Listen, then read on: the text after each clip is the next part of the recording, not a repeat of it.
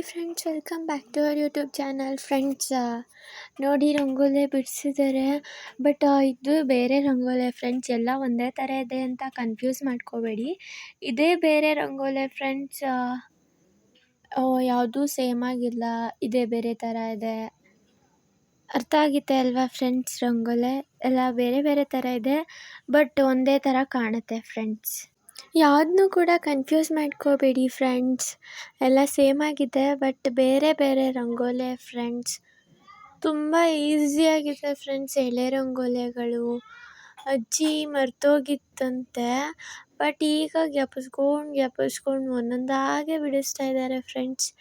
ತುಂಬ ಚೆನ್ನಾಗಿ ಬಿಡಿಸ್ತಾ ಇದ್ದಾರೆ. ಆಮೇಲೆ ತುಂಬ ಅಂದರೆ ತುಂಬ ಇಷ್ಟ ಆಯಿತು ನನಗಂತೂ ಎಲ್ಲ ರಂಗೋಲಿನೂ ಕೂಡ. ಆಮೇಲೆ ಒಂದು ಸತಿ ದೇವ್ರ ಮನೆಯಲ್ಲಿ ಬಿಡ್ತಾರೆ, ಅಥವಾ ಮನೆ ಮುಂದೆ ಒಂದು ಸ್ಟೆಪ್ ಇರುತ್ತೆ ನೋಡಿ, ಅಲ್ಲಿ ಬಿಡ್ತಾರೆ. ಆದರೆ ಅಜ್ಜಿ ರಂಗೋಲಿಯಲ್ಲಿ ಬಿಡಲ್ಲ, ಪೇಂಟಲ್ಲೇ ಬಿಟ್ಬಿಡ್ತಾರೆ. ಯಾವಾಗಲೂ ಬಿಡ್ಸೋದಕ್ಕಾಗಲ್ಲ ಅಂತ ಫ್ರೆಂಡ್ಸ್, ಪೇಂಟಲ್ಲೇ ಬಿಟ್ಬಿಡ್ತಾರೆ. ನೀವು ಕೂಡ ಮನೆಯಲ್ಲಿ ಟ್ರೈ ಮಾಡ್ತಾ ಇದ್ದೀರಾ ಅಂದ್ಕೊಂಡಿದ್ದೀನಿ ಫ್ರೆಂಡ್ಸ್. ಅಜ್ಜಿ ಪೇಂಟಲ್ಲಿ ಬಿಡಿಸಿದ್ದಾರೆ. ಅದೇ ಯಾಕಂದರೆ ಯಾವಾಗಲೂ ಬಗ್ಕೊಂಡು ಬಿಡೋದಕ್ಕಾಗಲ್ಲ ಅಂತ ಅಜ್ಜಿ ಒಂದೇ ಸತಿ ಹೊಸ್ಲು ಮೇಲೆ ಮತ್ತು ಒಂದು ಸ್ಟೆಪ್ ಇರೋದ್ರಿಂದ ಪೇಂಟಲ್ಲೇ ಬಿಡಿಸಿದ್ದಾರೆ ಫ್ರೆಂಡ್ಸ್ ಅಜ್ಜಿ. ತುಂಬ ಈಸಿಯಾಗಿ ಪೇಂಟಲ್ಲೇ ಬಿಡಿಸಿದ್ದಾರೆ.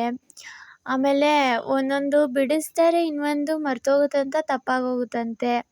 ಅದಕ್ಕೋಸ್ಕರ ಫ್ರೆಂಡ್ಸ್ ಅಜ್ಜಿ ಒಟ್ಟಿಗೇ ಪೇಂಟಲ್ಲೇ ಬಿಡಿಸ್ಬಿಟ್ಟಿದ್ದಾರೆ.